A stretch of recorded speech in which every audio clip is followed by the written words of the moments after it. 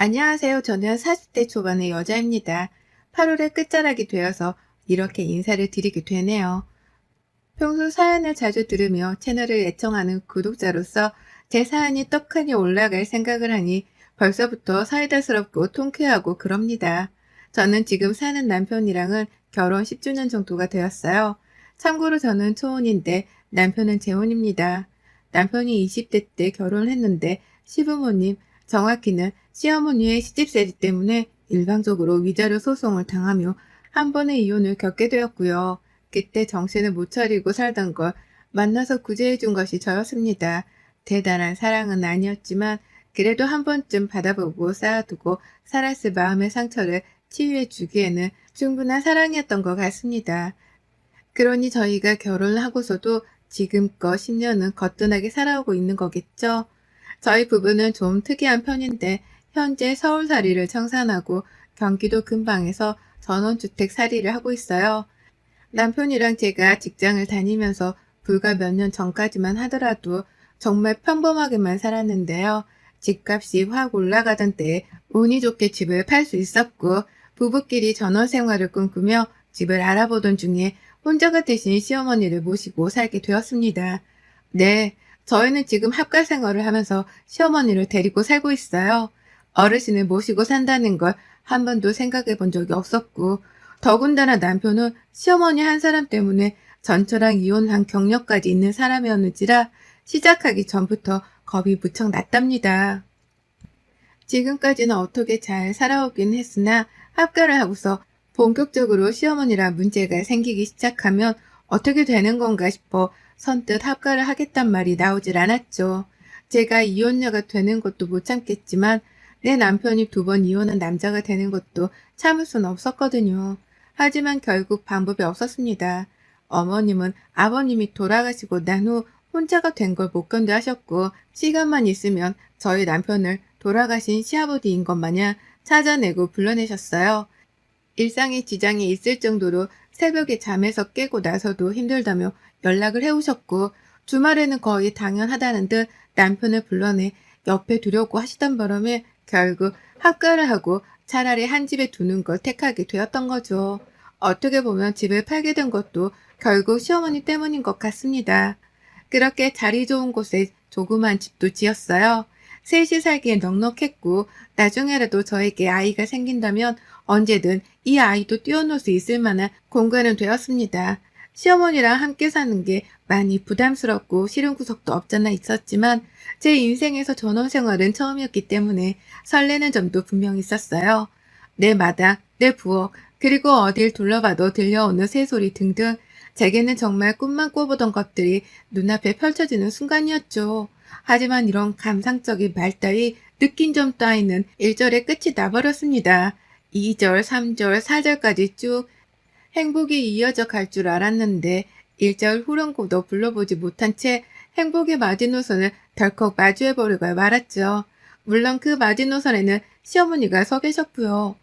시어머니는 처음 한동안 전원생활에 대한 적응을 잘 하셨습니다. 저만큼이나 종원이 있는 집을 신기해 하셨고 저만큼이나 시골 생활이 몸에 익었다면서 좋은 티를 팍팍 내셨죠. 그냥 서로 이렇게 좋은 것만 공유하면서 살면 꽤나 잘 살아질 수 있겠거니 싶었는데요. 어머님은 제가 편해진 건지 슬슬 분만도 쉽사리 토로하기 시작하셨죠. 처음 시작은 밥이었습니다. 여느 독한 시어머니들처럼 저희 어머님도 제가 차려주는 밥상을 고지고대로 쳐 드시지를 않으셨죠. 입맛에 맞지 않는다는 이유로 밥을 설렁설렁 먹기 시작하더니만 남편이 그 먼 주택에서 시외의 식당으로 배달도 시켜보고 직접 나가서 구운 통닭을 사와보기도 하는 등 노력을 했는데요. 그럼에도 불구하고 입맛이 올라오지를 않는다며 은근슬쩍 저를 홀겨보고는 하셨습니다. 저 하나 때문에 입맛이 사라졌다는 걸 말하고자 하신 거였죠. 정 입맛이 없으면 먹고 싶은 걸 직접 손으로 만들어 드셔도 될 것이고 먹고 싶은 게 뭐라면서 정확히 언급이라도 해줘서 자식 며느리가 도움을 드릴 수 있도록 해주시면 좋을 텐데 그런 것 하나 없었습니다. 그저 제가 요리를 하고 있으면 오늘 이거냐? 아휴 라며 긴 말도 하지 않고 한숨을 푹 쉬셨어요. 나 이거 싫은데 라고 하면서 한숨을 푹 쉬실 때도 있었고, 여름엔 포항식부터 먹어야지. 아휴. 라고 하면서 또 돌려가며 한숨만 쉬어대셨죠. 저로서는 너무 답답하고 말도 안 통하고 또 눈치도 보이고 힘들었습니다. 옆에서 자꾸만 한숨을 쉬어가면서 신경을 곤두서게 만드니 긍정적인 사람이라 하더라도 언제든지 부정적인 모습에 물들기 충분하겠더라고요. 제가 딱 그랬습니다. 뭐라든 어머님 마음에 안 든다는 티를 팍팍 내면서 한숨을 쉬니 마음이 불편해서 아주 혼났네요. 요리를 할 때뿐만 아니라 밥을 먹으면서도 밥상머리 앞에서 한숨을 끊이지 않고 내보인 바람에 밥알이 목구멍으로 제대로 들어가는지 아닌지조차 제대로 알지를 못했답니다. 눈치를 보는 건 저만큼이나 남편도 힘들어했고 여러 번 이 문제를 개선해보려 노력을 해봤지만 소용이 없었어요. 먹을 걸 다양하게 가져다 드려도 반응이 없으셨고 외식을 하려고 해도 매번 한계는 있었답니다. 게다가 저희 남편이랑 저는 전원 생활을 시작하면서도 직장을 그만둔 채 새로운 삶을 시작하려는 중이었거든요. 남편이 먼저 근방에 사는 지인분 도움을 받아서 소소한 아르바이트 같은 걸 시작하는 중이었고, 저는 저대로 몇 시간만 살짝 부업을 하면서 여유를 가지며 가게에 보탬을 주려고 하고 있었습니다. 그러는 와중에 시어머니 때문에 식비로 예상치 못한 금액이 슬슬 나가기 시작하자 남편과 제가 동시에 초조해지기 시작했네요. 아파트를 팔고 남긴 돈, 퇴직금으로 받은 돈까지 우리가 가진 돈에는 한계가 있는데 지출이 너무 심해지니까 고민을 할 수밖에 없었던 거죠. 그래서 그 후부터는 새로운 방법을 찾아가기 시작했어요. 어머님께 새로운 즐거움을 줄 수 있다며 그게 뭐든 알려드리고자 한 겁니다. 돈 나가는 일만 빼고 말이죠. 그렇다 보니 어머님을 모시고 제가 고생을 해야만 했어요.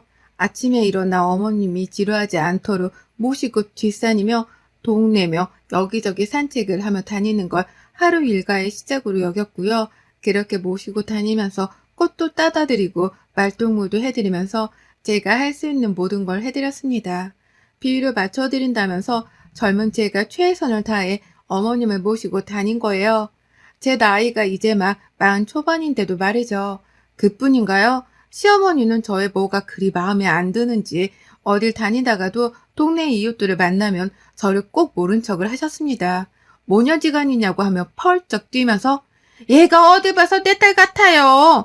라며 기분이 나쁘다는 티를 팍팍 내셨고 며느리랑 사이가 좋은 것 같다며 누가 제 칭찬이라도 하려고 하면 내가 억지로 끌고 나오는 거지. 내가 억지로. 라면서 또 딴지를 거셨죠. 조용히 하루를 지나치는 날이 없었고 그냥 마음 편하게 저를 대해주는 날 또한 없었습니다. 이런 저의 노력을 충분히 알고 있었던 남편은 미안한 게 많았는지 아파트 살 때보다 훨 제게 잘해주곤 했는데요. 이게 시간이 지나다 보니 사람 마음이 참 간사해지더라고요. 남편이 제게 진심으로 잘해주는 것조차 혹 내가 시어머니의 비위를 더 잘 맞춰주길 바래서 아부를 떠는 건가 싶은 의심까지 들기 시작했어요. 나에게 해주는 따뜻한 말조차 시어머니를 잘 챙겨달라는 아부인 것만 같게 들렸고요. 남편이 떠다주는 반찬조차도 내가 시어머니께 똑같이 해주길 바라는 건가 싶은 억하심종이 들도록 만들었습니다. 하여간 시어머니 한 사람 때문에 좋아 보여야 할 부부의 모습도 언젠가부터는 가식처럼 느껴졌고요. 그걸 남편도 느꼈던지 최근 들어 남편이 유독 힘들어했어요. 이러다 또 시어머니 때문에 이혼을 하겠구나 싶어서는 스스로도 자기 미래에 대해서 불안했던 거였죠. 그걸 저는 알면서도 모른 척 했습니다. 저 하나 챙기기도 바쁜데 시어머니의 자식인 남편의 마음속까지 들여다보고 달랠 여유가 없었으니까요. 그러던 중 제가 이런 어머님께 근사한 사이다를 먹일 일이 생겼답니다. 꿈에 그리고 또 그리기만 하던 일이었죠. 거의 1년 전쯤에 시작된 일이었습니다. 그때도 어머님이 따부다나는 이유로 또 한숨을 푹푹 내쉬는데 매일 다니던 아침 산책도 피곤하다며 싫다고 하셨고 음식 반찬 투정을 부리는 거 뭐 너무나 당연한 거였네요. 이걸 또 어찌 해결하고 헤쳐나갔나 싶어서 골머리를 앓던 중이었는데요. 마침 남편이 마당에 조그만 텃밭을 만들면 어떻겠냐고 묻더라고요. 그래서 저도 혹했습니다. 혹은나 집 앞에 구황작물이라도 심어놓고 시어머니께 물이라도 주라고 하면 어머님이 좋아라 하지 않으실까 싶었던 마음에 본격적으로 땅을 파보기로 했죠. 그렇게 얻어나오는 작물이 있으면 저희 가족들에게도 좋은 것이었고요. 비슷한 쪽으로 일을 하고 있던 남편과 지인분의 도움을 받아서 마당 한켠을 완전히 갈아 엎어버렸고 진심을 다해서 밭을 만들었는데요. 시어머니가 제법 그 일을 좋아라 하시더라고요. 그냥 아침에 일어나서도 할 일 없이 텃밭에 나가 텃밭 구경을 쓱 하셨고 마음에 드는 꽃이 있다면서 꽃 씨앗을 사와 심어보기도 하는 등 나름 재미를 붙이셨답니다. 물론 지금까지도 반찬 투정에 사는 게 지루하단 투정은 겁도 없이 잘 하셨으나 분명 하루 중 적어도 1시간은 텃밭에 재미를 들인 게 분명히 보였죠. 그간에 대파나 가지 등 실제로 수확을 한 작물들도 꽤 많아서 저도 재미를 붙여왔고요. 그런데 한 달 전 어머님께서 갑자기 감자를 캐겠다고 하는 거예요. 텃밭에 있는 감자를 말입니다. 그게 수확을 할 때인지도 저는 몰랐어요. 한창 물난리로 장마를 겨우 지나고 나니 어머님이 갑자기 텃밭이 걱정이 되었던지 수확을 꼭 해야겠다면서 더 큰 호미를 찾아대셨죠. 가지고 있는 호미로는 감자가 잘 캐질런지 모르겠다는 불만을 토로하시면서 말입니다. 어머님은 해야 하는 게 있으면 꼭 해야만 직성이 풀려하는 분이어서 저는 또 어머님 비위를 맞춰드린다며 힘든 거 무릅쓰고 장터에 나가 호미도 큼지막한 걸로 사다 드렸어요. 그리고는 어머님이 뭘 어떻게 수확을 하는지 일단은 지켜보기로 했습니다. 적어도 수확하는 동안만큼은 저한테 한숨을 쉴 일도 없을 테니 좋은 게 좋은 거다 싶었던 거죠. 그런데 밖에 나간 어머님의 한숨 소리가 집안에까지 들려오더라고요. 너무 거칠게 한숨 소리가 창문 너머로 들려오니까 제가 다 신경이 곤두설 지경이었습니다. 뭔 일이 있구나 싶어서 밖을 나가 보려고도 하다가 또 무슨 소리를 하면서 힘들다는 하소연을 할까 싶어 밖을 나가지 못한 채 애써 무시를 하고 있었어요. 일부러 창문도 닫고 노래까지 억지로 틀어놓으면서 말이죠. 하지만 결국 어머님의 불호등이 떨어졌습니다. 야, 너 좀 나와봐라! 라고 하면서 저를 급하게 불러대는 어머님의 호통소리에 깜짝 놀래하면서 마당으로 나갔어요. 그러자 무슨 일이 벌어졌는지를 알겠더라고요. 어머님이 그 큰 호미로다가 밭을 얼마나 헤집어 놓으셨던지 멀쩡한 작물들까지 다 아작이 났을 정도로 텃밭은 개판 5분 전이 되어 있었답니다. 가뜩이나 장마 때문에 한 번 밭이 뒤집어졌는데 그걸 또 다시 헤집어 놓은 바람이 이게 텃밭인지 씨름장인지 분간이 안 되더라고요. 그런데 더 큰 문제는 그게 아니었어요.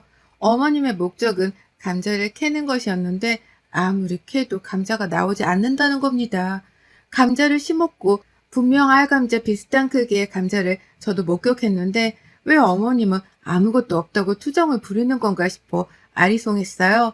그러다 결국 제가 제 눈으로 더 확인을 해야겠다며 어머님께 호미를 달라고 했죠.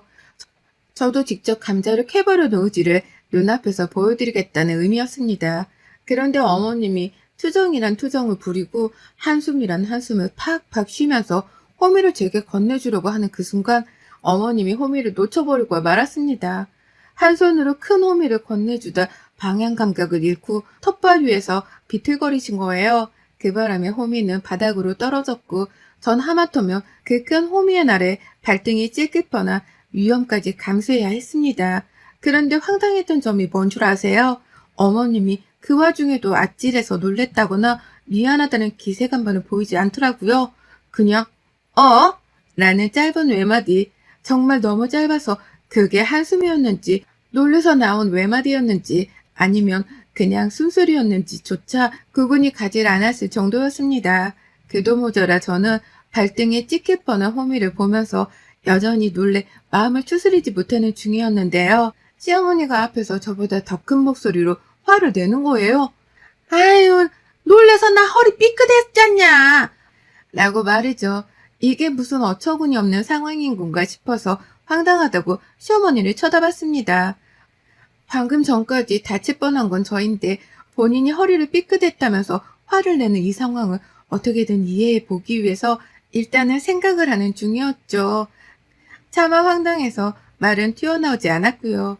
그런데 더 웃겼던 것은 어머님이 진짜로 그 순간에 허리를 삐끗하셨다는 거예요. 진짜로 저한테 호미를 건네주다 순간 허리를 뒤틀어 버린 건지 그 상태 그대로 허리를 삐끗하신 겁니다. 죽는 소리를 해가며 허리가 아프다고 난리부르스를 떠는 바람에 저는 호미의 발등이 찍힐 뻔했다는 탄식조차도 하질 못했어요. 어머님이 죽는 소리를 내면서 내 허리, 너 때문에 라며 제 탓을 하는 바람에 오히려 무슨 사단이 났구나 싶어 쩔쩔맨 거죠. 그러다 결국 어머님은 네가 갑자기 호미를 달라고 해서 라는 짜증을 부리면서 옆에 있던 빈 바구니를 집어 던졌답니다. 감자를 캐 그 바구니 안에 넣으려다가 아무것도 나오지 않으니 짜증이 나서는 저를 불러놓고 제가 호미를 달라고 했다는 그 한마디 때문에 허리를 삐끗했다며 죄 없는 바구니를 죄 없는 저한테 던진 거예요. 그리고 그 길로 어머님은 병원에 입원을 하셨답니다. 죽는 소리를 내며 병원에 데려가라 소리를 치는 바람에 제가 119를 불렀고 이내 병원으로 가서 어머님이 입원을 하게 되셨죠. 의사도 1, 2주의 진단만을 내어줬는데 시어머니가 아프다고 죽는 소리를 끝까지 내서 어쩔 수 없었습니다. 나이도 있는 분이라 함부로 집에 보낼 수 없다는 판단하에 일단은 경과를 지켜보기로 하며 입원 수속을 밟은 거죠. 그 와중에도 어머님은 제가 괜찮은지에 대해 물어보기는커녕 너 때문에 내가 일이 되었잖아 라는 말을 늘어놓으면서 제 탓을 하셨고요. 그러니 제가 가만히 있고 백입니까? 열불이 나고도 남았죠. 홧김에 병문안을 안 갔습니다. 먼저 안 가려고 한 건 아니었지만 입원을 한 순간부터 뭘 맡겨놓은 사람 마냥 속옷을 챙겨오라고 하고 간식을 챙겨오라고 하는데 와 이거 정말 몸종을 부려먹는 것과 다를 게 없더라고요. 저를 무슨 몸종 부리듯 이거 해라 저거 해라 하는데 끝까지 제가 괜찮은지에 대해서는 관심도 없는 시어머니를 저도 깔끔하게 무시하고 모른 척하기로 했답니다. 나를 걱정해주지 않는 사람인데 내가 뭐하러 병문안을 가면서 뒷바라지까지 더 해야 하나 싶었거든요. 이참에 시어머니가 병원에 나가 있는 걸 기회로 삼고는 저 혼자 집안에 있는 시간을 즐겨보고자 했습니다. 그래서 어머님이 입원을 하고 이거 달라 저거 달라 문자를 보내는 그 순간 저는 어머님을 무시하기 시작했죠. 문자 답장 일절하지 않았습니다. 속옷 자기가 알아서 챙겨가려니 내버려뒀죠. 남편은 제가 알아서 단속했습니다. 이참에 어머님의 이 더러운 심보 좀 고쳐드리자면서 남편에게도 가만히 있으라고만 했어요.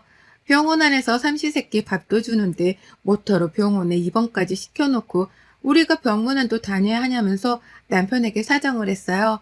이번에도 이렇게 어머님 버릇을 내버려 두기만 하면 나는 평생 고통받다가 결국 그 끝은 이혼일 거라고 말을 하면서 말이죠. 그러자 남편도 처음에 병원에 있는 어머님이 걱정이 되었는지 내심 불안해하다가도 제 입에서 이혼 얘기가 나오며 네 앞가림부터 잘하라는 쓴소리가 나오니 아차 싶었나 보더라고요.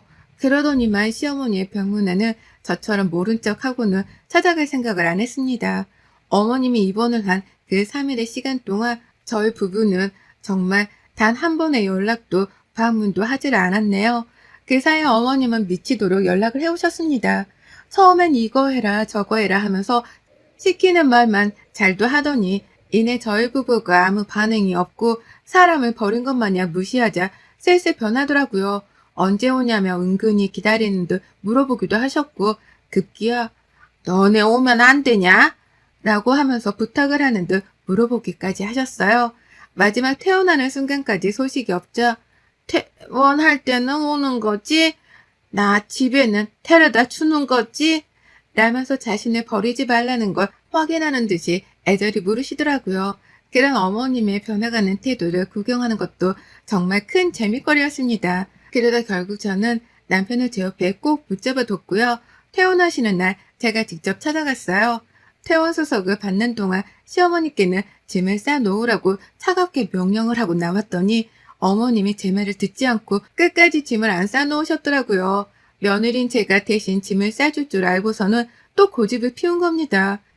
그래서 저도 이왕 이렇게 된 거 맞불 작전을 펼치기로 했죠. 그리고는 어머님께 웃음기 하나 없이 말씀드렸습니다. 어머님 안 계시는 동안 너무 편해서 이참에 어머님을 요양원이라도 보내드려야 하나 그 얘기를 나누느라 한동안 정신없었어요. 정말 그 안에 살고 싶으신 거 아니면 알아서 짐 당장 싸고 나오세요. 밖에서 택시 잡고 있으려니까. 라고 말이죠. 그리고는 병원을 나와 혼자 택시를 잡고 기다리는데 어머님이 저 멀리서 헐레벌떡 스스로 싼 짐가방을 챙겨 들고 막 달려나오시는 게 아니겠어요? 허리를 삐끗했다며 스스로 고집을 부려서 병원에 입원을 하신 분인데 언제 저리 회복을 한 건지 도망가는 걸 붙잡겠다는 듯이 뛰쳐나오고 계셨답니다. 병문안 한번 안 했더니 시어머니는 완전히 딴 사람이 되어버리셨어요. 자신이 없어도 며느리랑 아들이 너무나 잘 살았던 모습에 이제서야 상황 파악을 하신 거였죠. 자신의 노후 인생이 얼마나 편안할지 아님 눈치가 보일지는 아들도 아닌 며느리 손에 달렸다는 걸 말입니다. 그리고 그날 후 어머님은 더 이상 한숨 소리를 내지 않기 시작하셨답니다. 집안에서도 절대적으로 한숨 소리는 안 내셨고요. 무슨 일을 하더라도 만족이 된다는 듯이 이제는 군말하지 않고 저를 잘 따르신답니다. 어떤 반찬을 내주며 밥을 먹으라 하더라도 군말하지 않고 밥을 챙겨 드시고요. 집 앞으로 산책을 나가거나 텃밭을 다시 가꾸기 시작하면서도 이제 다시는 제가 눈치 보지 않게 하셨습니다. 오히려 제 기분이 상할까 싶어 절대적으로 그 입을 조심하며 닫고 계시네요. 덕분에 저는 이제서야 학교 생활을 하며 처음으로 숨을 제대로 쉬고 사는 기분입니다. 저 우습다고 보지 않는 시어머니를 제 손으로 주물럭거리며 그 어느 때보다 평안한 전후 생활을 만끽하고 있네요. 바로 오늘 아침은 어머님이 하고 싶었다며 직접 아침까지 차려주셨는데요. 입맛 없다고 홧김에 안 먹었는데 그때 보이던 어머님의 멘붕 온 표정이 생각나 두고두고 꼬셔 죽을 맛입니다.